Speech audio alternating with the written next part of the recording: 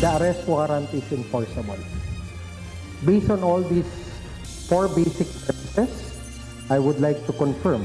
One, the Philippine law enforcement agencies, which would include the PNP, the National Bureau of Investigation, are now tasked to effect the arrest of Senator Bato de la Rosa. Senator Ronald Bato de la Rosa, ipinaaresto na ng Department of Justice. Baka hindi lang po nakita ni Senador Pia or dahil sa commotion or sa sobrang takot po. Hindi.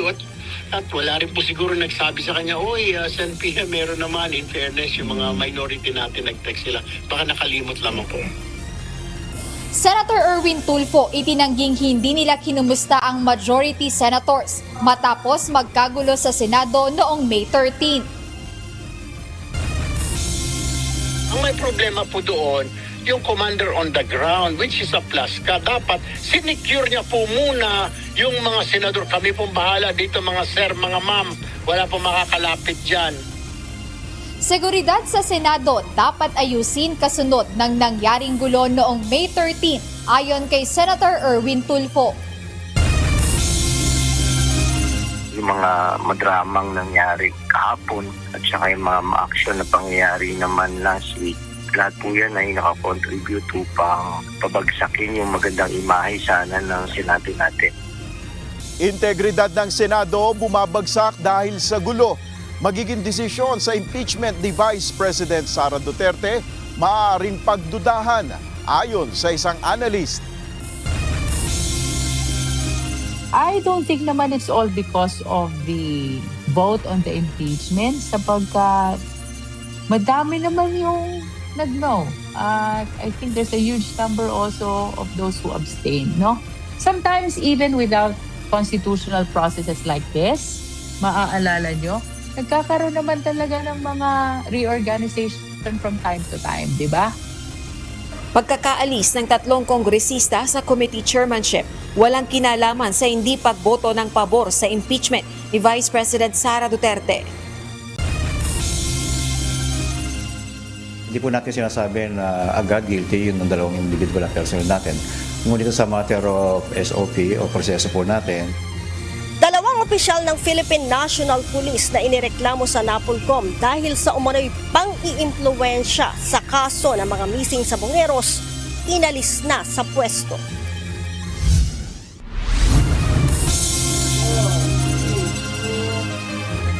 Magandang hapon, Pilipinas at sa buong mundo. Tayo po ay sabayang napapakinggan sa Radyo La Verdad 1350 ang UNTV Radio. At una sa ating mga balita. Inatasan na ng Department of Justice ang Philippine National Police at National Bureau of Investigation na magsagawa ng operasyon para arestuhin si Senator Ronald Bato de la Rosa. Kaugnay nito ay tinuturing na rin ng DOJ na fugitive from justice si Senator de la Rosa. Mula sa Caloocan City, ito ang balita ni Benedict Samson, live. Benedict, may sinabi na ba ang DOJ kung may natanggap na silang lead kung nasaan nga ba si Senator Ronald Bato de la Rosa? Magandang hapon, Monica. Ayon kay Justice Secretary Frederick Bida, may mga natanggap na silang lead sa kinaroroonan ni Senator Ronald Bato de la Rosa. Ngunit tumanggi muna ito na ibigay yung detalye patungkol dito. Kinumpirma ni Justice Secretary Frederick Bida na may go signal na ang Philippine National Police at National Bureau of Investigation para arestuhin si Senator Ronald Bato de la Rosa. Ayon kay Secretary Bida, ito ay dahil sa bisa ng warrant of arrest mula sa International Criminal Court o ICC. At dahil hindi kinatigan ng Korte Suprema ang hiling ng Senador na Temporary Restraining Order o TRO para mapigilan ng pagpapatupad ng ICC warrant of arrest laban sa kanya, ay maaari na itong arestuhin ng mga otoridad. The arrest warrant is enforceable. Based on all these four basic premises, I would like to confirm. One, the Philippine law enforcement agencies, which would include the PNP, the National Bureau of Investigation, are now tasked to effect the arrest of Senator Bato de la Rosa. Tumanggi munang magbigay ng detalye ang kalihim patungkol sa magiging kustodiya ng senador kung sakaling maaresto ito. Ngunit ang sigurado anya ay ipadadala ito sa dahig sa The Netherlands para humarap sa International Tribunal. These are operational matters that I cannot discuss so that we don't defeat the purpose of the arrest, which is the ultimate objective is to bring him to the ICC. Kaugnay nito ay itinuturing na ng Department of Justice na fugitive from justice si Senator Bato. Senator Bato is a fugitive from justice and he should be brought to the ICC to face the charges before him. Nauna na ring itinuring ng ICC na co-perpetrator ang senador sa mga kaso ng crimes against humanity dahil sa war on drugs noong Duterte administration. We're pursuing this so that the ends of justice may be achieved. Tandaan natin, no? May biktima to. And their search for justice started in 2017. Libo, daan-daang mga kabataan, mga toddlers, di ba? You give a full account of all this, yung mga namatay na Pilipino. Yung mga kababayan natin na naghahanap ng katarungan. Ngayon, patay na sila eh. Hindi na sila pwedeng kumuha ng abogado. Hindi na sila pwedeng kumuha ng PRO. Samantala, nanindigan naman ng DOJ na dumaan sa proper channel ang warrant of arrest mula sa ICC bago ito ipatupad laban kay Senator Bato. The government, the DOJ, stands by its position that there was coordination among different branches. Diba? Contrary to what others may be speculating, that the warrant was delivered to the PCTC and then delivered to the NBI in turn. The NBI's law enforcement then attempted to enforce the warrant. Siyempre, you know what happened at the Senate during the period of May 11 to May 14. Kaugnay naman ng pagpapaputok ng baril sa loob ng Senado, magsasagawa ang DOJ panel ng ocular visit sa GSIS at Senate premises kung saan nangyari ang insidente noong May 13 ng gabi. Nakikipag-ugnayan na rin ng DOJ sa Metropolitan Manila Development Authority o MMDA para makakuha ng kuha mula sa closed-circuit television o CCTV sa oras na lumabas ng Senate compound si Senator Bato. Kinumpirma naman ng Bureau of Immigration na wala pang travel history patungong abroad si Senator Bato. Monica, ayon pa kay Secretary Bida ay hawak na ng DOJ panel itong report mula sa GSIS at maging sa NBI habang yung nasa PNP naman ay ipapasa na lang ito kapag natapos na yung kanilang ginagawang investigation. At sa mga oras din ito, Monica, ay wala pang ibinibigay na pahayag ang mga abogado ni Senator Bato de la Rosa patungkol nga sa utos ng DOJ na arestuhin ang naturang senador. Yan muna ang ating update. Balik sa inyo dyan, Monica. Maraming salamat, Benedict Samson. Nakahanda ang pambansang pulisya na gawin ang kanilang mandato sa pag-aresto kay dating PNP Chief at ngayon ay Senator Ronald Bato de la Rosa. Ayon sa PNP, ginagalang nila ang justice system ng bansa, kaya naman bilang law enforcement agency, gagawin nila ito alinsunod sa umiiral na batas at tamang proseso. Tiniyak din ng PNP na mananatili silang impartial, professional at may paggalang sa karapatan ng concerned party.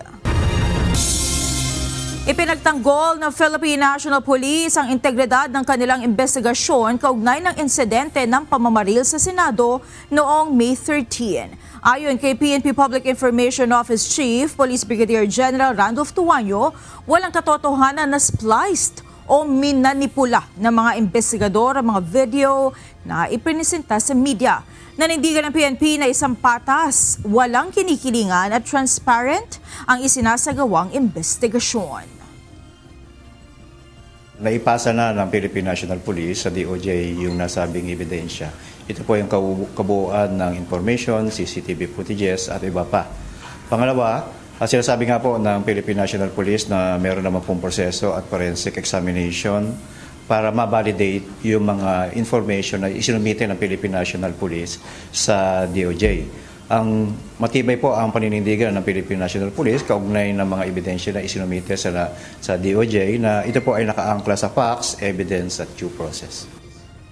Una nang sinabi kahapon ni Suspended Senate Sergeant at Arms Mau Aplasca na spliced ang mga CCTV footage na ipinapakita sa media. Kinwestiyon ng isang senador ang nangyaring putukan ng baril sa loob mismo ng gusali ng institusyon. Ayon kay Senator Erwin Tulfo, maraming pagkukulang ang Senate Sergeant at Arms dito. Ito ang balita ni Jed Teresina. Ang may problema po doon, yung commander on the ground, which is a Plaska, dapat sinecure niya po muna yung mga senador. Kami pong bahala dito mga sir, mga ma'am, wala po makakalapit dyan. Tila hindi handa ang Senate security. Ito ang mariing pinuna ni Senator Erwin Tulfo sa naging tugon ng Senate Sergeant at Arms nang magkaroon ng gulo at putukan sa Senado May 13 ng gabi. Ayon kay Senator Tulfo, may pananagutan si Suspended Acting Sergeant at Arms Retired Police Major General Mau Aplaska sa nangyari dahil siya ang ground commander ng panahong iyon. Ipinakita aniya ng insidente na kulang sa training ang seguridad na mayroon sa kasalukuyan ang Senado. What if, pag nilusob nga tayo, may naghuramentado, may pumunta dyan ng mga ikang gang o terorista, pinasok tayo. Mukhang hindi po tayo ready. Ang dami po nating may OSAA, may Marine Contingent tayo, may PSPG. What did they all do? Binatikos rin ni Senator Tulfo ang Senate security dahil sa halip na magposte ng mga tauhan sa labas ng kwarto kung saan nagpupulong ang mga senador upang isecure sila. Makikita sa CCTV footage na lahat ng security forces ay nasa isang sulok kung nasaan ang putukan.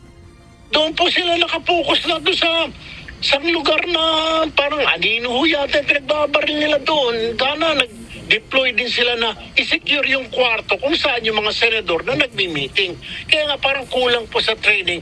And ito po ay awakening po sa security sa Senate mismo na may problema ang security po ng Senate.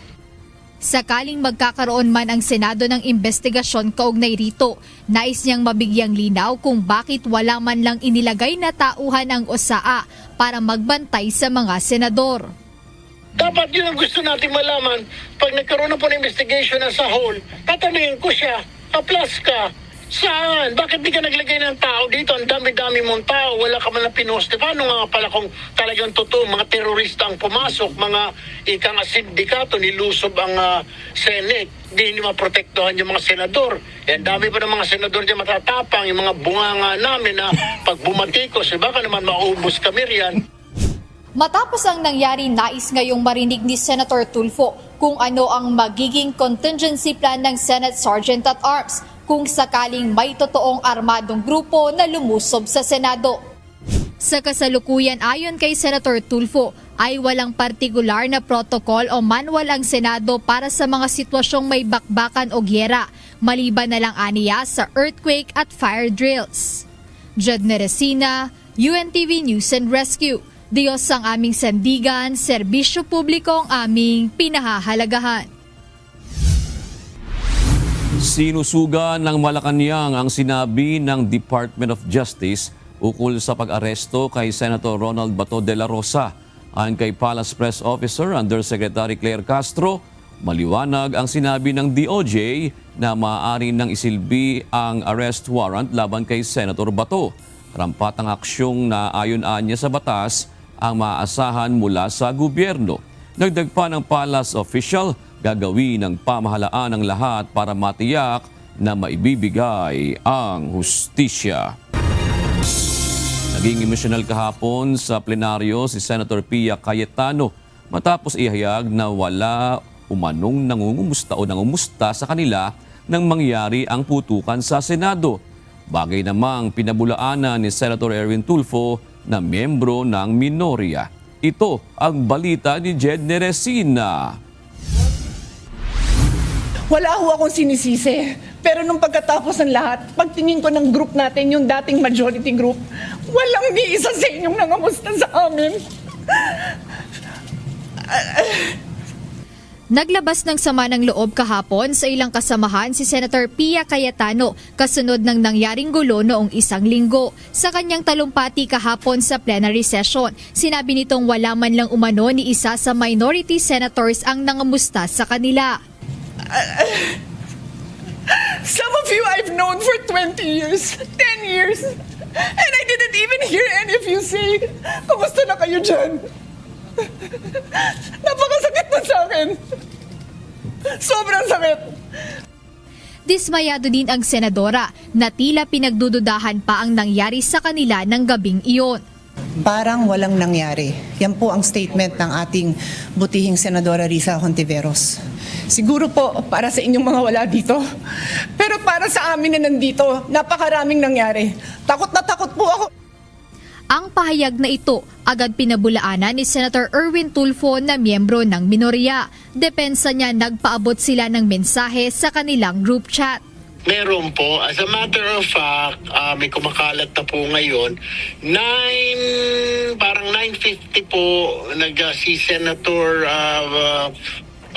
Camille said na we're all okay.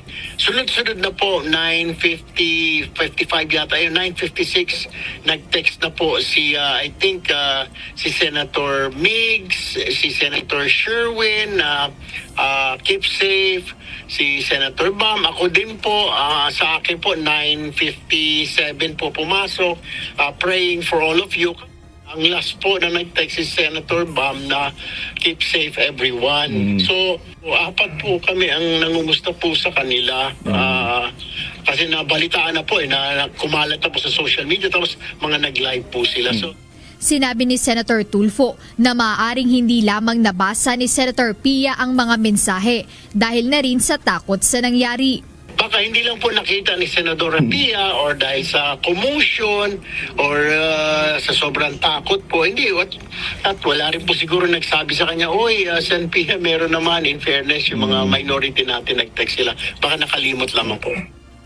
Agad ding nilinaw ni Senator Risa Hontiveros ang kanyang naging talumpati sa plenaryo na pinagmulan ng matinding reaksyon mula sa kapwa niya, Senadora. Ang sinabi ko naman ay yung ito, after the incidents. Nothing about yung experience and damdamin ng bawat isa during, of course. Samantala tila may pasaring naman si Senator Panfilo Ping Lacson kaugnay ng naging pahayag ni Senator Cayetano kahapon sa plenaryo. Mababasa sa kanyang social media post na parang hindi naman aniya masyadong nakababahala ang sitwasyon noong gabi ng May 13 dahil masasayang nagkakainan, nagkakape at naka-FB Live pa ang majority senators. Base sa naging aktibidad sa social media ng ilang senador na naiwan sa loob ng Senate building noong araw na nagkaroon ng komosyon, may ilan sa kanila ang nakapagbigay pa ng update sa pamamagitan ng Facebook Live. Makikita rin sa naging post ni Senator Christopher Bongo noong gabing iyon, ang larawan nila na kumakain at tila nagtatawanan pa. Sa kasalukuyan ay wala pang inilalabas na sagot si Senator Pia sa mga naging komentaryo ng kanyang mga kasamahan sa kanyang talumpati kahapon. Para sa ilang senador, dapat maimbestigahan ang nangyaring gulo mismo sa loob ng premises ng Senado, lalo pat maraming katanungan kaugnay rito ang kailangang masagot at mabigyan ng linaw. Jed Neresina, UNTV News and Rescue. Diyos ang aming sandigan, serbisyo publiko ang aming pinahahalagahan.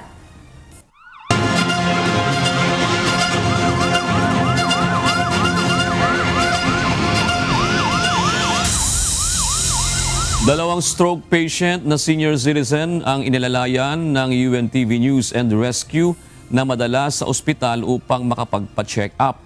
Ang isa ay may fracture sa balakang nang mahulog sa kaniyang higaan 1 buwan na ang nakalilipas.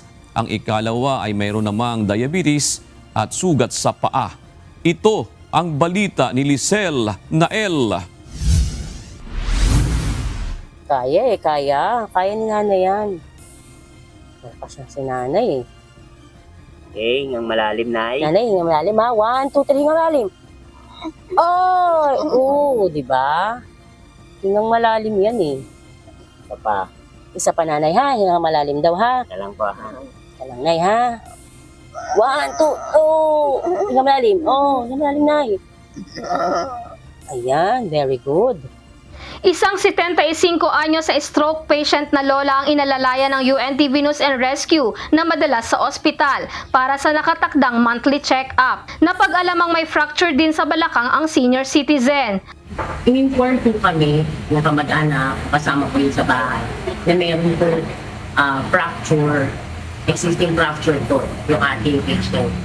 Ayon sa kaanak ng matanda, nakita sa kanyang x-ray na nagtamo ito ng fracture sa balakang matapos itong mahulog sa sahig habang may inaabot sa ilalim ng kanyang kama nitong nakaraang buwan. Bago ihatid sa ospital, ay nilagyan muna ng suporta ang parte ng katawan na may fracture. So bago po namin siya pasok po sa aming sakyan, nilagyan po muna namin lahat ng pelvic binder, yung fracture po, ating patient, para po maiwasan po lamang ang damage. Pinaliwanag din ng team sa pasyente kung bakit kailangan nilang suportahan, lagyan ng splint at pelvic binder ang bahagi ng kanyang balakang. Nanay, gagalaw natin to ha. Wag lang, dahan-dahan lang, nanay. Hawak ka sa akin. Sige. Inhale, nanay. Inhale, sige. Sige, kahit kurutin niyo pa ako. Walang problema. Lalagyan natin ng ng splint para hindi magalaw-galaw, ha?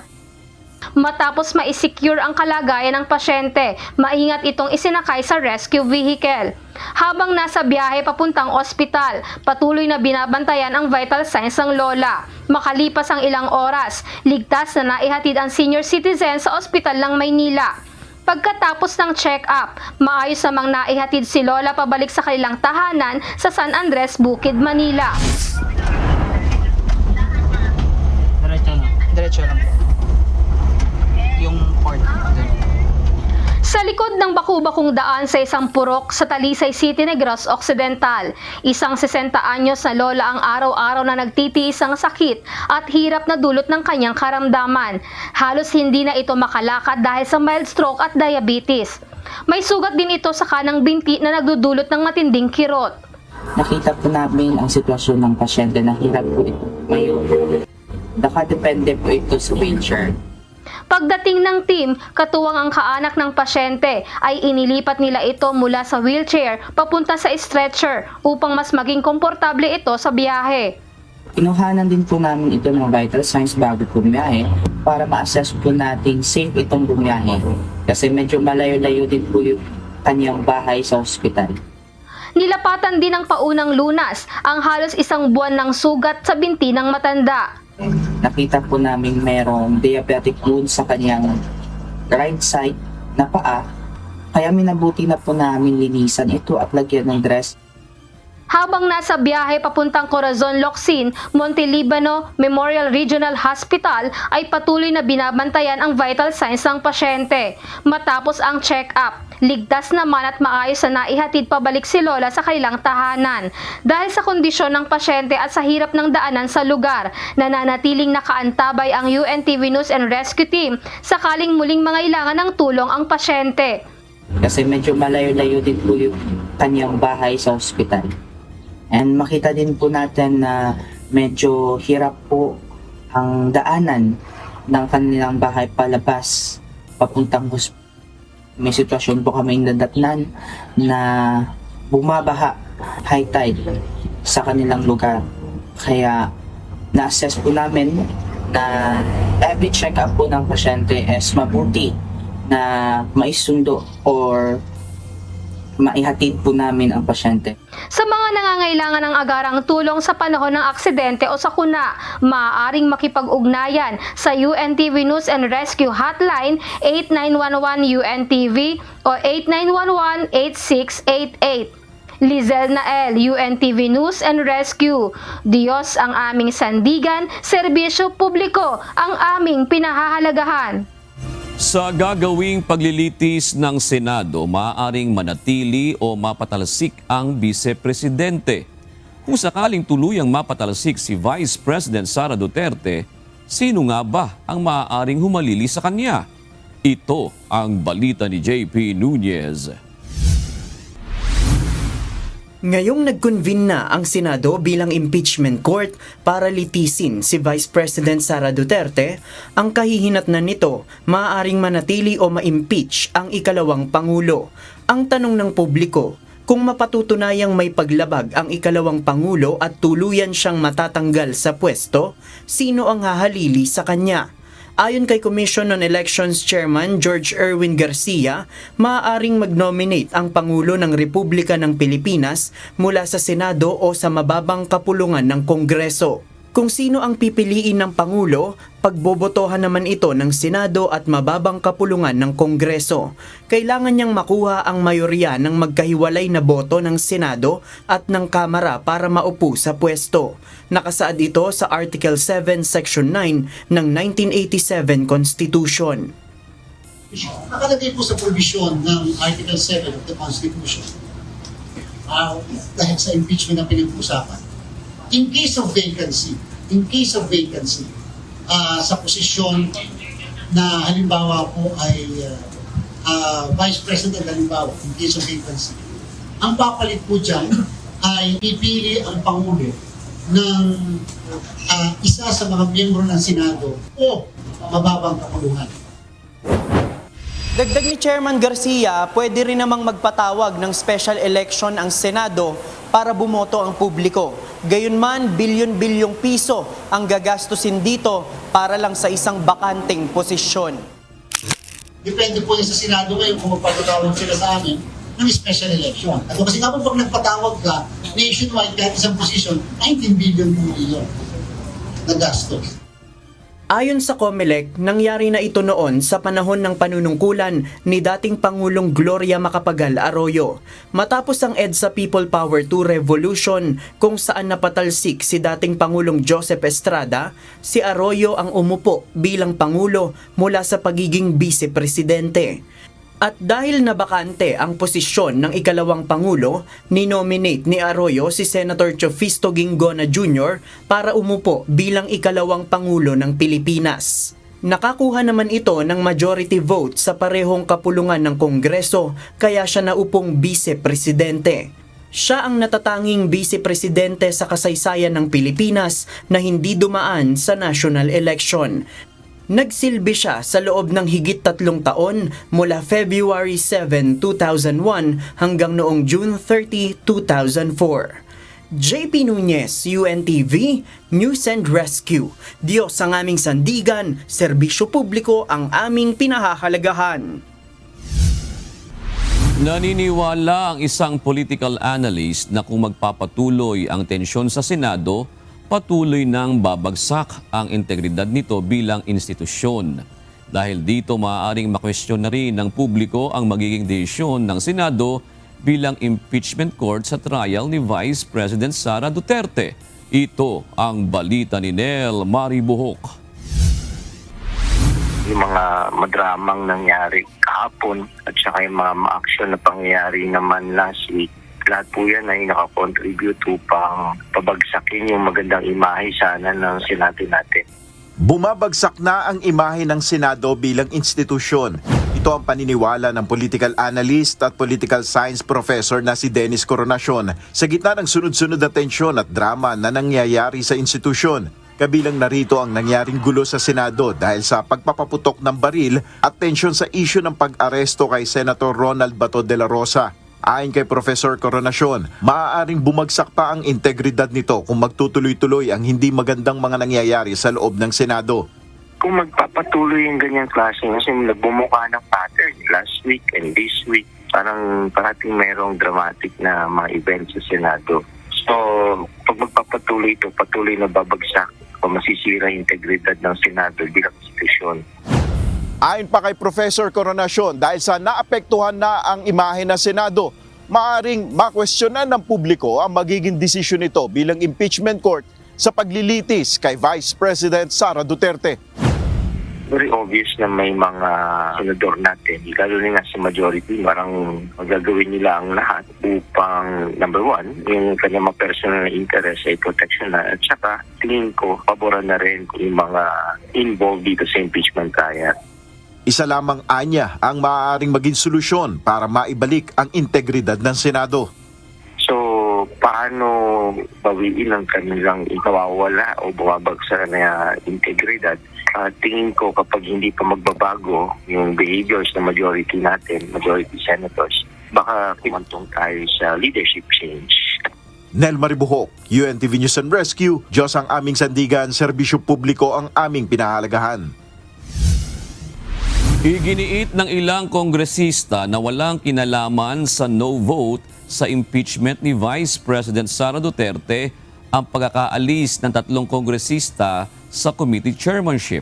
Nangyari ang reorganization sa Kamara mahigit 1 linggo matapos pagtibayin ang Justice Committee report na naglalaman ng resolusyong Articles of Impeachment laban sa pangalawang Pangulo.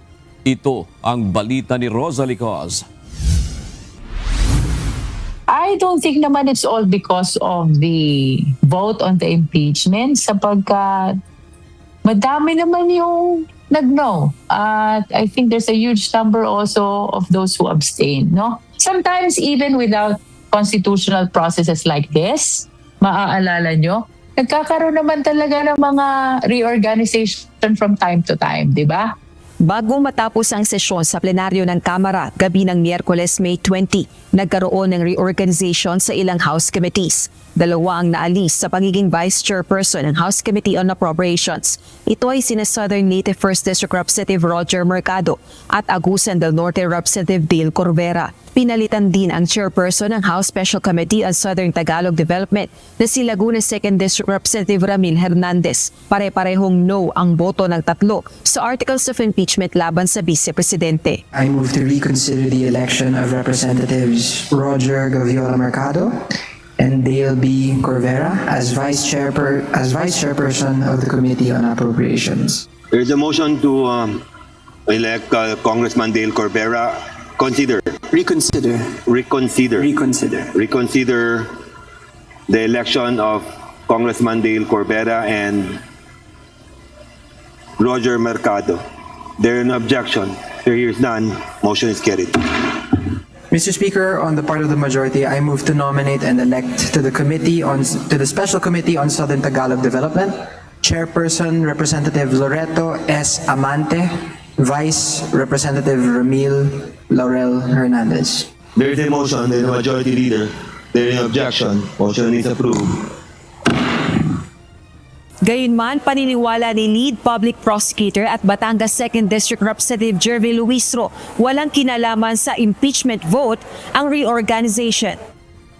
Wala rin anyang parusa sa mga bumoto ng hindi pabor o tumangging bumoto sa impeachment. I don't think that is the reason.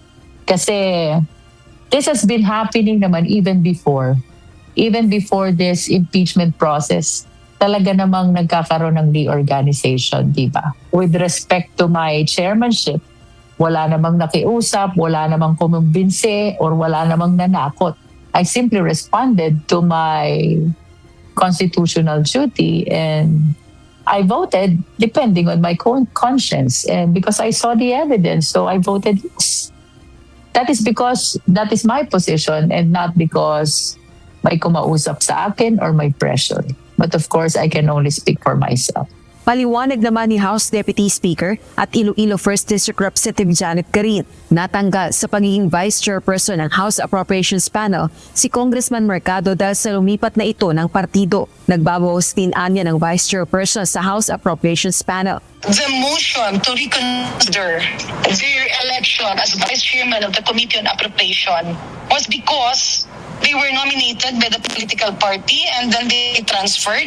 So wala na yun. But we did not have a replacement simply because nabawasan din kami ng membership. And those positions were actually in excess. And the chairman of the Committee on Appropriations, Chairman Mika Swansing, since day one was objecting to the excess. Samantala, welcome development naman para sa House Prosecution Team ang inanunsyong petsa na posibleng magsimula ang impeachment trial kay Vice President Duterte sa July 6. Si Senator Erwin Tulfo ang nagpahayag nito. Nagpapasalamat po kami sa Senado dahil nakapagtakda na ho sila ng petsa.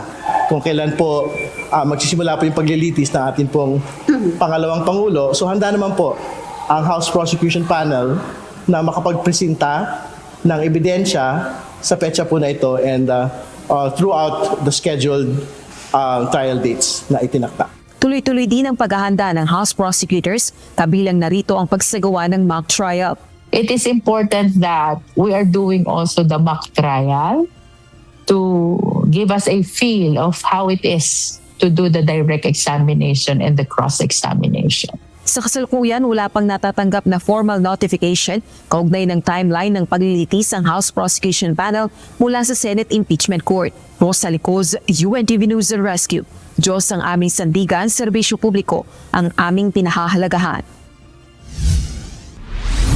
Sinimulan na ng Philippine National Police ang investigasyon sa akusasyon ng pamilya na missing sa Bungeros. Ito ay kaugnay na umano'y pagtulong ng 2 pulis sa Campo Crame upang iligal na makapasok sa custodial facility kung saan nakakulong ang mga akusado sa missing sa Bungeros.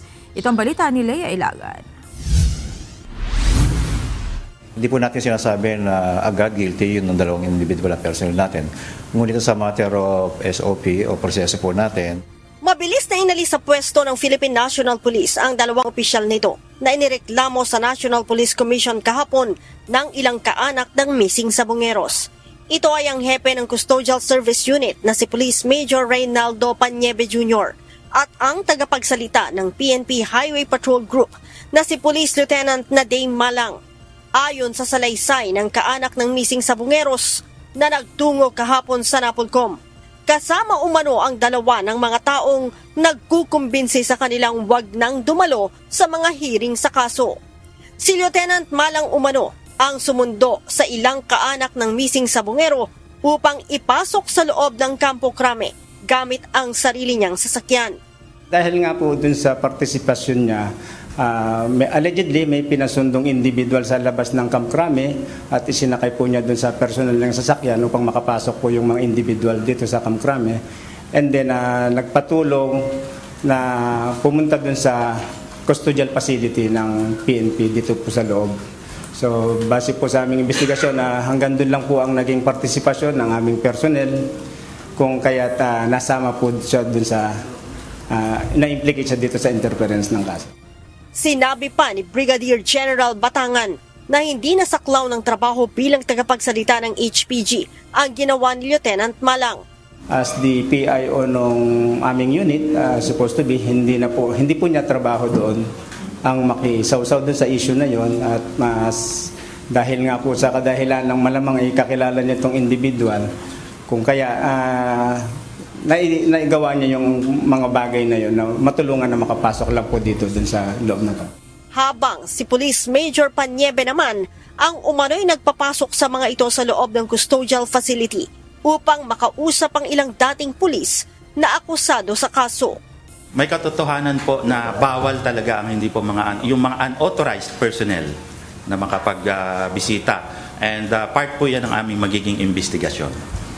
Patay sa sumbong ng ilang kaanak ng missing sa Bungero sa Napolcom. Inalok sila ng mga akusado ng 40,000 pesos na buwa ng financial support kapalit ng hindi pagdalo sa mga hearing sa kaso. Ito umano ang dahilan kung bakit napabawasan ang mga complainant na nagpupursige sa kaso. Curious po ako kung bakit gusto rin akong kausapin, kung bakit din po hindi na umattend yung iba naming kasamahan. Kaya po pumayag din po akong makipag-usap sa kanya. Si Attorney Caroline Cruz po ang kumausap sa akin tungkol dun sa tulong pinansyal na ibibigay niya sa akin noong May 16, 2026. Kaugnay ng mga pagsisiwalat na ito, magsasagawa ng backtracking ang Headquarters Support Service, katulong ang Communications and Electronic Service ng PNP sa kuha ng kanilang closed-circuit television camera upang makita kung sino-sino pa ang sangkot sa iligal na pagpapapasok sa mga kaanak ng biktima. Lahat po ng anggulo ay aming iimbestigahan. Sa ngayon, nahaharap na sa reklamong administratibo ang 2 pulis. 13 pulis na sangkot sa missing sa Bungero case ang kasalukuyang nakakulong sa PNP Custodial Center. Lea Ilagan, UNTV News and Rescue. Diyos ang aming sandigan, serbisyo publiko ang aming pinahahalagahan. Pinaiimbestigahan ngayon sa Office of the Ombudsman ang isang kongresista sa Caloocan City dahil sa mga umano'y maanumalyang infrastructure projects. Ayon sa complainant, mahigit 79 million pesos ang halaga ng mga proyekto ng gobyerno sa ikatlong distrito ng Caloocan na hindi napapakinabangan ng taong bayan. Ito ang balita ni Van Alvarez. Itong demanda ko para muna dun sa Distrito 3. Dun kay Dean Asistio. Kasi nakita namin yung mga maanumalyang proyekto ron. Sinampahan ng reklamong graft, malversation at falsification of documents si Caloocan 3rd District Representative Dean Asistio, DPWH District Engineer Roel Umali at 6 pang private contractors sa Office of the Ombudsman ngayong araw. Ayon sa complainant na dating alkalde ng Caloocan City na si Ray Malonzo, natuktasan umano na nakatanggap ng kompletong funding ang mga infrastructure project sa Caloocan 3rd District kahit hindi naman umano tapos o tumutupad sa standard compliance. 6 na umano'y maanumalyang proyekto ang ipinaresentang ebidensya sa Ombudsman na may kabuuang halaga na higit 79 million pesos. Itinuturo si Congressman Asistio na siyang proponent ng mga naturang proyekto. Sa tingin namin yan kasi siyempre wala na mga amin na congressman na sila yung proponent kung pagka nagigipit na Meron kasi mga tarpaulin tsaka may mga speeches siya. Nasangkot na rin si Congressman Asistio sa mga anomalya nang pumutok ang issue ng flood control projects. Isa siya sa pinangalanan sa sworn statement ng mag-asawang contractor na sina Sara at Curly Discaya sa Senate Blue Ribbon Committee hearing na umano'y bumubulsa ng 10% kickback kapalit ng mga proyekto sa DPWH. Imbitado rin ito sa pagdinig ng Independent Commission for Infrastructure o ICI kung saan humiling siya ng executive session nitong November 25, 2025. Una nang itinanggi ni Asistio ang mga aligasyon laban sa kanya at nag-tell all umano ng makausap ang ICI. Wala naman po dapat itago kaya lahat po sinabi natin. Sir, samantala, panawagan ngayon sa Office of the Ombudsman na maimbestigahan ang lahat ng mga isinasangkot sa mga maanumalyang proyekto sa Caloocan. Lahat ng reklamo na isinusumite sa tanggapan ay dumadaan sa evaluation process. Dapat may masuspinde, dapat may managot. Kung kailangan makulong, makulong. Di ba? At saka kasi ngayon parang nakakalimutan na itong mga anomalya sa mga proyekto ng DPWH. Sa mensaheng pinadala ni Representative Asistio, sinabi nito na maglalabas sila ng pahayag kapag natanggap na nila ang opisyal na kopya ng reklamo. Evan Alvarez, UNTV News and Rescue. Diyos ang aming sandigan, serbisyo publiko ang aming pinahahalagahan. Itinanggi ni Caloocan 3rd District Representative Dean Asistio ang mga paratang na mayroon namanong ghost projects sa kanyang distrito. Sa kanyang opisyal na pahayag, sinabi nito na walang hindi natapos sa proyekto sa kanyang distrito. Lahat din anya ng proyekto ay dumaan sa tamang proseso at implementasyon. Naniniwala rin ang mambabatas na pawang pamumulitika lamang ang mga reklamong inihain laban sa kanya sa Office of the Ombudsman ngayong araw. Narito naman ang mga balita sa iba't ibang panig ng mundo na ihahatid ng ating global correspondent na si Amel Pascual na nasa Dolu, Taiwan.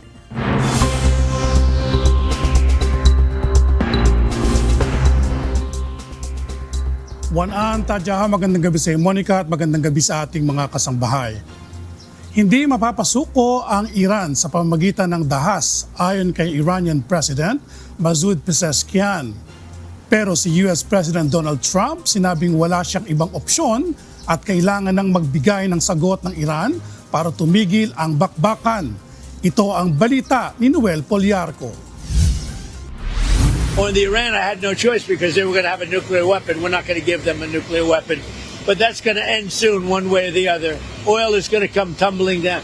There's so much oil. We have 1,600 ships in the Strait that are loaded up with oil that are going to be coming out very soon. Kumpiyansa si United States President Donald Trump na hindi na magtatagal at bababa na ang presyo ng langis sa merkado. Sa kanyang pahayag, sinabi ni Trump na nasa 1,600 barko ng langis sa Strait of Hormuz ang nakahandang pakawalan ng US oras na lumabas na ang sagot ng Iran sa negosasyon. Basta tamang sagot lang aniya. Pero kung hindi, Asahan na ang mangyayari. It's right on the borderline, believe me. If we don't get the right answers, it goes very quickly. We're all ready to go. We have to get the right answers. It would have to be a complete 100% good answers. Samantala, nagpahayag ng pagsuporta ang Saudi Arabia kay Trump. Sinabi ni Saudi Arabia Foreign Minister Faisal bin Farhan na kinikilala nito ang kagustuhan ni Trump na diplomasya. Katunayan ang pagpayag nito sa Pakistan na mamagitan sa negosasyon nila ng Iran.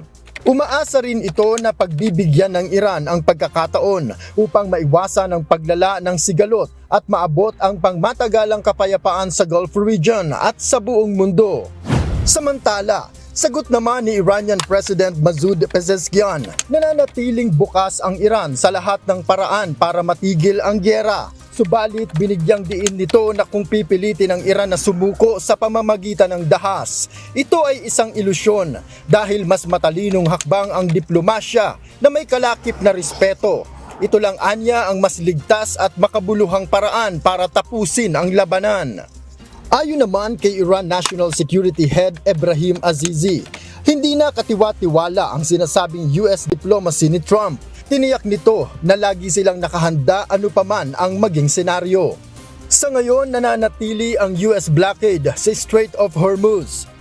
Sa ulat ng Pentagon, aabot na sa 71 barko ang kanilang naharang. Pinakahuli ay ang Mount Celestial Sea, isang Iranian-flagged oil tanker na papasok sa Iranian port. Matapos siyasatin ay pinakawalan din ito, ngunit pinag-iba ng direksyon. Noel Poliarco, UNTV News and Rescue. Diyos ang aming sandigan, serbisyo publiko ang aming pinahahalagahan. Binawi na ng Amerika ang sanctions sa UN expert on Palestinian territories na si Francesca Albanese. Nagugat ang kaso sa mga kritisismo nito sa Israel, kaya ito ang nailagay sa global blacklist. Ang pagbawi sa sanksyon ay inilathala ng US Treasury Department sa kanilang website. Si Albanese ay isang Italian envoy na kilala kritiko ng agresyon ng Israel at inakusahan itong genocide laban sa Gaza at kabuuan ng Palestine noong siya isa pang UN Special Rapporteur. Nananatili ang pagkilala ni Cuban President Miguel Diaz-Canel sa naging pamumuno ni dating Cuban leader Raul Castro. Kasunod ito ng formal na pagkaso ng Amerika kay Castro kaugnay ng isang insidente laban sa US citizens. 30 taon na ang nakalilipas. Ito ang balita ni Beverly Saison. Today, we are announcing an indictment charging Raul Castro and several others with conspiracy to kill U.S. nationals. Formal nang kinasuhan ng United States Department of Justice ang 94-year-old na si dating Cuban President Raul Castro. Ang kaso ay naugat sa partisipasyon nito sa pagpapasabog sa 2 civilian aircraft noong 1996 na nagresulta sa pagkasawi ng 3 US nationals. Kasunod ng anunsyo, sinabi ni US President Donald Trump na tutulong ang Amerika para muling ibangon ng Cuba na ngayon ay nasa matinding krisis. Tiniyak rin ito na walang puwersa na gagamitin para sa planong ito. No, there won't be escalation. I don't think there needs to be. Look, the place is falling apart. It's a mess. And they've sort of lost control. Nauna nang naglabas ng mensahe si US Department of State Secretary Mark Rubio sa mga mamamayan ng Cuba na sana ay buksan ang isip at tanggapin ang tulong ng Amerika. Si Mark Rubio ay mula sa lahi ng Cuba kung saan nanggaling ang kanyang mga magulang. Pero el presidente Trump ofrece una nueva vía entre Estados Unidos donde tengan la oportunidad real de elegir a quienes gobiernan su país y votar para reemplazarlos si no están haciendo un buen trabajo. Esto no es imposible. Kasunod na anunsyo ng Amerika, naglabas ng pagkilala kay Castro si Cuban President Miguel Diaz-Canel bilang pagpupugay sa dating leader. Raúl ha sido ante todo un maestro, un jefe que compromete y cuyos pasos uno trata de seguir cada día. Pero también ha sido un amigo entrañable y yo lo siento como un padre. Fidel es Fidel y Raúl es Raúl. Ayon sa Cuban President, nananatili ang karangalan nito sa mga mamamayan ng Cuba na nagmamahal sa kanya.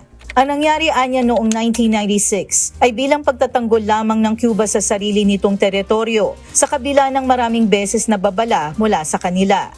4 na miyembro ng Brothers to the Rescue Mission ang patungo sana sa isang humanitarian mission sa Cuba noong February 1994 upang tulungan ang mga Cubano na nooy tumatakas sa rehimen. Ngunit pinuntirya ng Cuban military ang kanilang civilian aircraft kaya ito bumagsak. 3 sa mga sakay nito ay US citizens. Beverly Saison, UNTV, News and Rescue. Diyos ang aming sandigan. Serbisyo publiko ang aming pinahahalagahan. At yan ang mga balita mula sa iba't ibang panig ng mundo. Mula dito sa Dolio, Taiwan, ako si Amel Pascual. Magandang gabi, Chai Chen. Sinampahan ng reklamo ng Department of Agriculture ang 6 na opisyal ng Department of Public Works and Highways at 8 contractor mula sa Davao Occidental. Kaugnay ito ng sinasabing ghost farm to market road projects sa lalawigan. Kasong graft, malversation through falsification of documents, grave misconduct at serious dishonesty ang posibleng kaharapin ng mga ito. Base sa reklamo, pinikiumano ng mga respondent ang statements of work accomplished, certificates of payment at disbursement vouchers upang palabasing tapos na ang proyekto at mailabas ang pondo ng gobyerno. Siyempre, may kontrata. Yung kontrata dapat ginawa. Wala naman nagawa. Tapos, tinanggap yung project through documentation, binayaran, pero wala yung project. So, it takes minimum of 2 to tango, technically. Suportado ng Armed Forces of the Philippines o AFP ang isang panukala na magbibigay ng hazard pay sa mga civilian employee na nakaistasyon sa West Philippine Sea. Nakasaad din sa House Bill 8673 na bibigyan ng insurance, medical at psychological services, gayon din ng maritime safety training ang mga nasabing empleyado ng gobyerno. Ayon kay AFP spokesperson for West Philippine Sea, Rear Admiral Roy Vincent Trinidad, katuwang ng mga sundalo ang mga nasabing kawani sa pagbabantay sa karapatan at pasilidad ng bansa sa WPS na madalas nalalagay din sa panganib ang buhay. Ang pagkakaloob ng hazard pay at iba pang benepisyo sa kanila ay pagkilala sa kanilang dedikasyon sa kanilang trabaho para mapangalagaan ang ating maritime security. Pansamantalang grounded ang mga natitirang Sia Marquetti SF-260 training aircraft ng Philippine Air Force kasunod ng aksidente sa Tuba, Benguet kahapon. Sinuspende rin muna ng Air Force ang training activities nito. Samantala, nagbigay ng huling pagpupugay ang Tactical Operations Group ng Air Force sa 2 pilotong nasawi mula sa insidente. Pinarangalan si Instructor Pilot First Lieutenant Ruth Angelique Ricardo Pasos as Student Pilot Second Lieutenant Cherky Embudo bago inilipad pabalik sa Villamor Air Base sa Pasay City ang kanilang mga labi ngayong hapon sakay-sakay ng C-295 medium lift aircraft mula Luwacan Airport sa Baguio City. Handang arestuhin ng PNP Criminal Investigation and Detection Group si Senator Ronald Bato de la Rosa. Ayon kay CIDG Director Police Major General Robert Alexander Morico II, handa niyang i-deploy ang mga tauhan ng iba't ibang unit ng PNP para hulihin ang dating pinuno ng PNP. Nilinaw din ni Major General Morico na hindi lalabag ang CIDG sa karapatang pantao sa gagawing pagkilos sa pag-aresto kay Bato. Pag there is an order already and the CPNP has directed us, gagamitin namin ang buong unit po ng CIDG for every region and every province kasi ganun naman po. In coordination with other territorial police units po. Mahigpit na binabantayan ngayon si dating Pangulong Rodrigo Duterte dahil sa kanyang katayuan bilang isang matandang detainee. Base sa dokumento ng International Criminal Court Registry, mataas ang risk na mahulog ito dahil sa kanyang edad at ilang chronic physical ailments. Magugunit ang ilang beses na umanong nahulog o natumba si FPRRD sa loob ng kanyang detention cell. Matapos sa mga insidenteng ito, ayon sa ICC, nagpatupad na sila ng ilang adjustments sa selda ng dating Pangulo. Tiniyak ni Agriculture Secretary Francisco Tiu Laurel Jr. na magpapatupad ng karagdagang polisiya ang ahensya para paigtingin ang seguridad ng mga pipila sa kadiwa sites na 20 pesos na bigas. Ito'y matapos ay naging trahedya at pagkasawi ng isang senior citizen habang naghihintay sa pila ng bigas sa harap ng tanggapan ng Bureau of Animal Industry o BAI. Ito ang balita ni Mia Alonzo. Nakikirami ho kami sa pamilya ng nasawi at nandiyan ho ang DA at tutulong. We'll see how we can improve pa na yung safety ng ating mga consumers, no, bumibili ng 20 peso na bigas dahil hit na hit ho yan. Murang bigas kapalit ng buhay. Ganyan ang sinapit ng 73 anyos na lalaki na nasawi habang nakapila para makabili ng tig 20 pesos na kada kilo ng bigas sa kadiwa site ng Bureau of Animal Industry o BAI sa Visayas Avenue, Quezon City kahapon ng madaling araw. Kasunod ng trahedya, tiniyak ng Department of Agriculture na pag-iigihin pa nila ang mga hakbang para sa kaligtasan ng mga nakapilang mamimili sa mga kadiwa rice selling sites. Bukod sa online scheduling mechanism, maglalagay na ang DA ng heavy-duty barricades sa mga kadiwa center at stalls na nasa tabing kalsada upang maprotektahan ang mga mamimiling nakapila. Magdaragdag na rin ang mga cashiers at mga taga-benta upang maiwasan na ang matagal na paghihintay.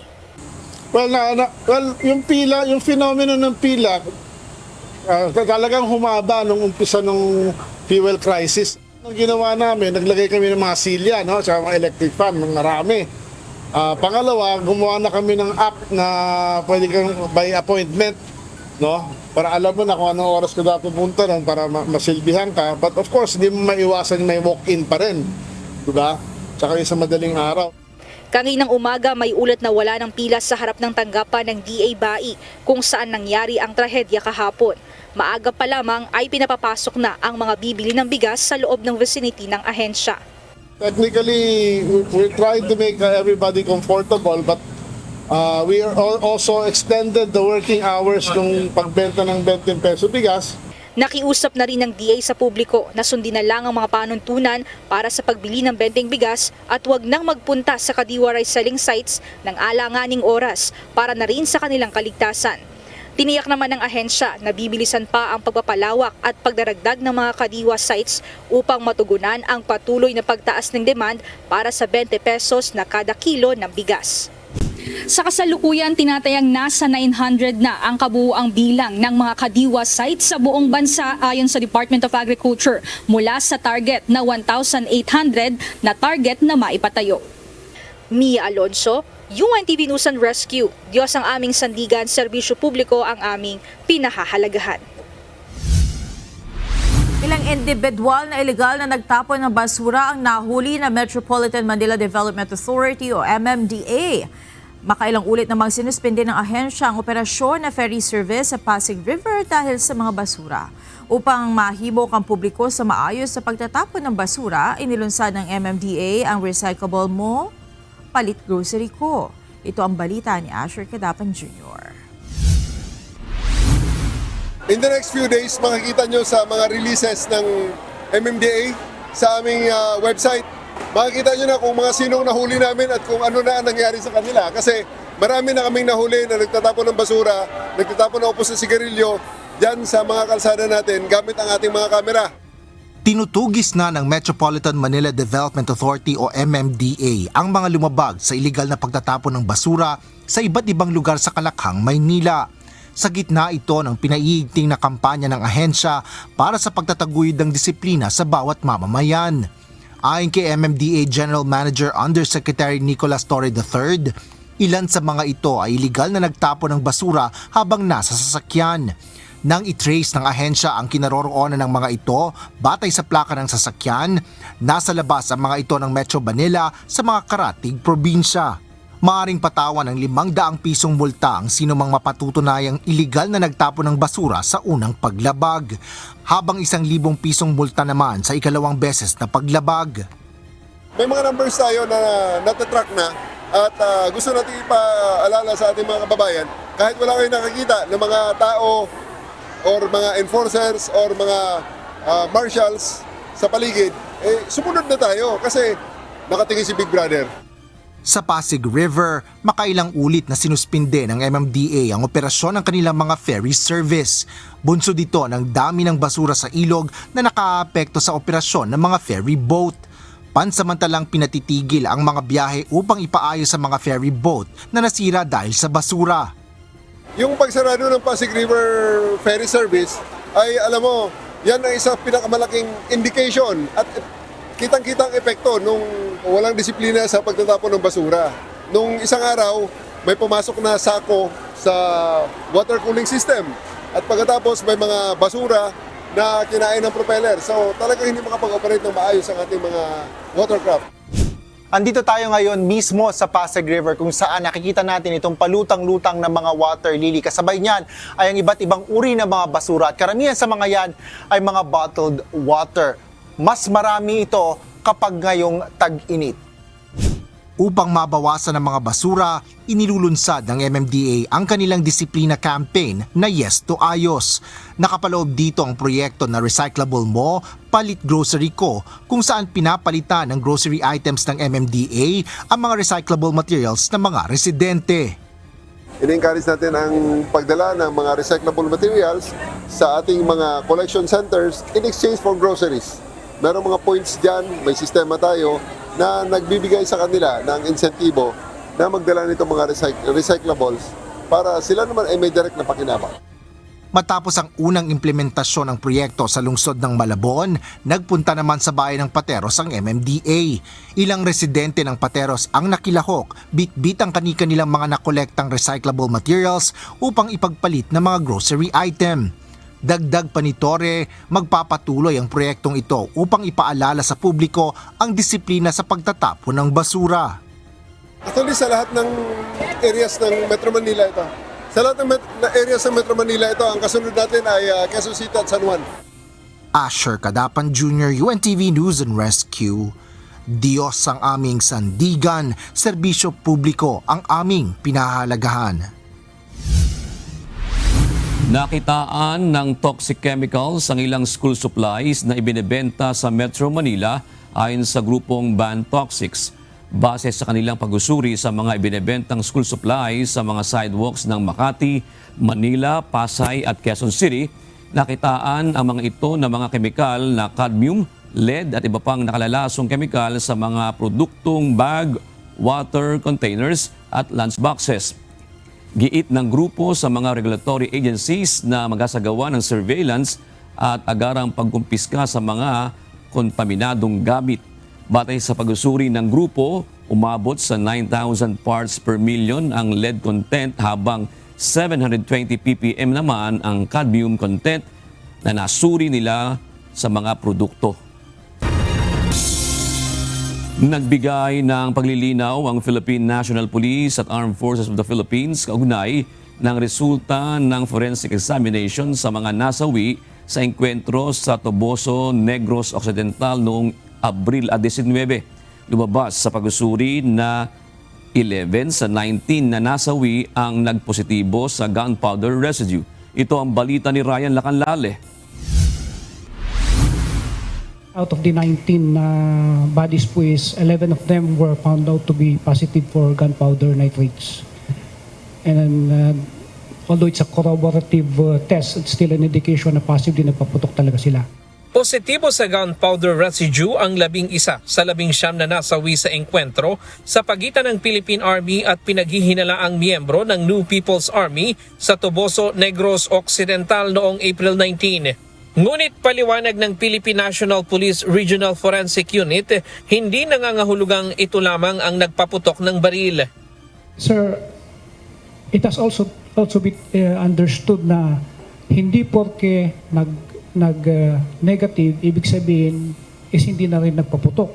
Now, meron kasi tayong tinatawag na false negative.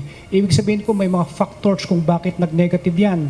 Gaya po, pinaka-primarily is yung na-immerse sa tubig po o nalubog sa tubig. Nakita niyo naman kanina yung pinakita ni Colonel Wenceslao, yung kung paano itsura ng mga bodies. Most of them are immersed in tubig. Ibig sabihin, nabasa yung kamay. Another one is to consider is yung distance ng muzzle, yung layo. Kasi rifle yan, malayo. Ibig sabihin, malayo yung putok niyan, yung gunpowder residue niyan, mas malayo sa kamay para mapunta. Isinaalang-alang din ang mataas na moisture dahil maaaring makaapekto ito sa gunpowder residue. Kinonsidera din ang direksyon ng hangin dahil open ang lugar at madaling tangayin ang pulbura. Sinagot din ng Armed Forces of the Philippines at PNP ang mga isyung may pagkukulang umano sa paghawak sa mga labi. Ayon sa kanila, mismong mga pamilya ang kumilala sa mga nasawi, habang ang Scene of the Crime Operatives o SOCO ng PNP ang nagsagawa ng proseso sa lugar. Ipinaliwanag din nila ang mga tanong kung bakit sa ulo at likod ang tama ng ilan sa mga nasawi. Hindi lang naman po lahat tama sa likod. In fact, sa lahat po yan ng mga bodies, ang nakita niya po na tama sa likod is 7. 7 po. But again, it doesn't mean na likod lang yung may tama. Ibig sabihin sa other parts, may tama din po. Kung nakita nyo kanina, yung encuentro, di ba, several nagmumove, pabalik-balik. So there's a possibility talaga na all around ang putukan. Ang cover nila yung pilapil lang doon, di ba? That's why habang nagpagbarilan sila, malamang ang ulo ang naka-expose. 3 sa 19 ang menor de edad. Sabi ng NTF-ELCAC, aminado ang NPA na 10 sa 19 ang lehitimong miyembro nila. Kabilang ang isang 17 taong gulang, subalit dinaya ang edad. Ikinakaalarma rin ng National Task Force to End Local Communist Armed Conflict o NTF-ELCAC ang presensya ng mga dayuhan na sumasama sa armadong pakikibaka. Kaya tumutulong na sa kanila ang Department of Foreign Affairs at may pakikipag-ugnayan na rin sila sa US State Department at sa British government upang matugunan ang issue. Equally alarming ang involvement ng foreign nationals at Filipino diaspora. Ang pagkamatay nila Lyle Frijoles at Kai Sorem ay nagpapakita ng dangerous recruitment pathways na ginagamit para i-exploit ang kabataan at mga komunidad abroad. Ilang oras tumagal ang putukan sa pagitan ng tropa ng pamahalaan at ng Communist Terrorist Group. Ayon sa militar, ilang beses nagregroup ang mga rebelde at maraming pagkakataon sana sila para sumuko. Ngunit pinili pa rin nila ang madugong pakikipaglaban. Ryan Lacanlale, UNTV News and Rescue. Diyos ang aming sandigan, serbisyo publiko ang aming pinahahalagahan. Naniniwala ang isang eksperto na hindi na mawawala ang mga pagbaha sa Metro Manila dahil sa dami na mga gusaling nakatayo at mga nakatirang residente. Ang maaari lamang anyang gawin ay dagdagan ang mga drainage system at magtanim ng mga puno para mapababa ang water level kapag umuulan. Ito ang balita nila Lane Moreno. Hindi natin matatanggal ang baha dito sa Pilipinas. Hindi natin matatanggal ang baha dito sa Metro Manila. Ang Pilipinas ay isang lugar na bahain kaya hindi na mawawala pa ang mga pagbaha lalo na sa Metro Manila ayon sa isang eksperto. Ayon kay Project NOAA Executive Director Dr. Mahar Lagmay, maaari lang pababain o bawasan ang level ng tubig kapag umuulan pero mananatili pa rin ang mga pagbaha. Isa na rito ang Metro Manila na laging binabaha dahil highly populated at urban area. Ang maaari nating gawin ay pababain, no? Pababain para mas na-manage natin. Ayaw na nga namin tawagin na flood control ito eh. Gusto natin tawagin na flood management. Ayon kay Dr. Lagmay, ang mga lupang magsisipsip sana ng tubig ay sementado na, ginagawang mga kalye o pinatatayuan ng mga gusali. Karaniwan din sa mga binabaha ay mga mababang lugar tulad ng G. Araneta sa Quezon City. Kulang na rin ang mga drainage system sa dami ng mga tubig baha kapag umuulan. Ang kailangan anya ay dagdagan ng mga drainage system, alamin ang mga lugar na binabaha at linisin ang mga drainage na barado ng basura. Iwasang magtayo ng bahay o gusali sa mga mabababang lugar sa pamamagitan ng urban planning at maglagay ng mga malalaking detention basins para lagyan ng tubig sa kasagsagan ng ulan. Ang solusyon ay hindi lang po ay yung pagtayo ng dike. Kung hindi, ang solusyon ay hybrid. No? Meron tayong urban planning, meron tayong tinatawag na nature-based solutions. Doon pa lang sa taas ay magtatanim na tayo ng puno kasi nakaka-absorb ito ng tubig. Dito sa mga lugar na mga open fields ay susubukan nating panatilihing open field siya at gawin siyang mga retention basins para makasipsip yung tubig. Lelaine Moreno, UNTV News and Rescue. Diyos ang aming sandigan, serbisyo publiko ang aming pinahahalagahan.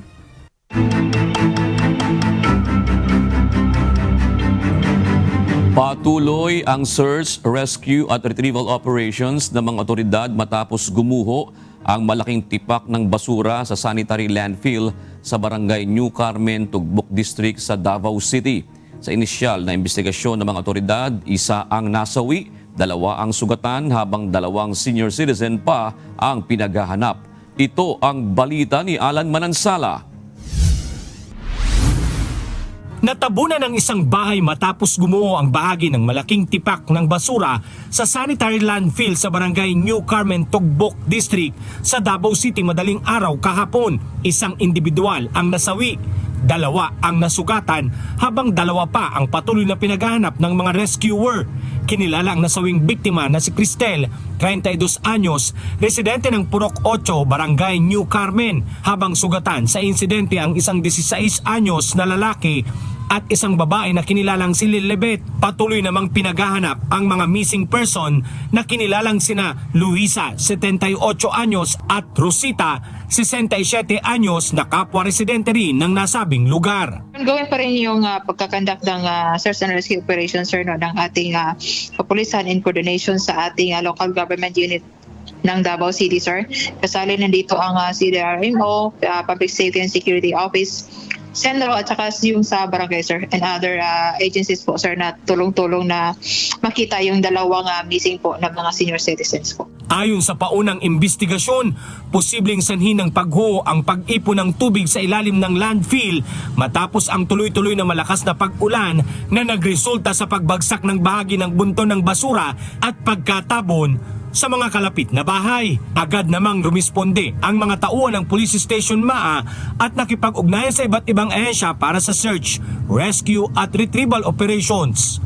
Ang Davao City Police Officer, no, at saka yung mga partner agencies natin nandoon po, sir, nagmo-monitor po sa area. Kaya advice natin, sir, kung may mga lupa man na mahina na, sir, no, may na-observe tayo na nag-ano na yung lupa at may possible na mangyayari landslide, umiwas na lang sila, sir, no, at pumunta doon sa evacuation na center natin dito, sir, sa may malapit na barangay na din, sir. Nakikipag-ugnayan din ang City Social Welfare and Development Office o CSWDO sa mga pamilyang apektado upang mapagbigyan ng agarang tulong at suporta. Hinikayat din ng DCPO ang mga residenteng nakatira malapit sa mga high-risk area na agad makipag-ugnayan sa mga barangay officials at disaster response authorities kapag may napansing paggalaw ng lupa, pagbaha o iba pang senyales ng panganib. Alan Manansala, UNTV News and Rescue. Diyos ang aming sandigan, serbisyo publiko ang aming pinahahalagahan.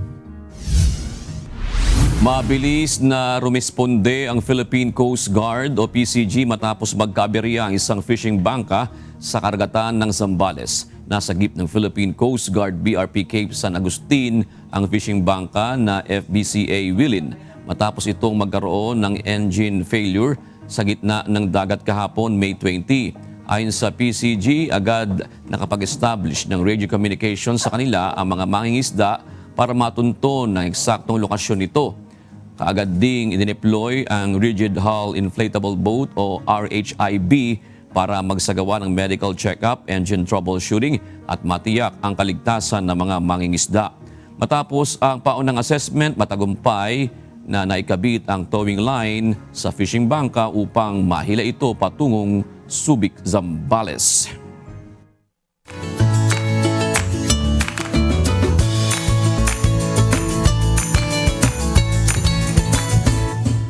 Narito po ang ating mga naging kausi ngayong araw ng Webes. Salamat po at shout out kina Conrado Amugawen, Remigio Varon at Lynn Olivar. Maraming salamat din kay Samuel Anain, Alberto Masilang at Almel Salvador.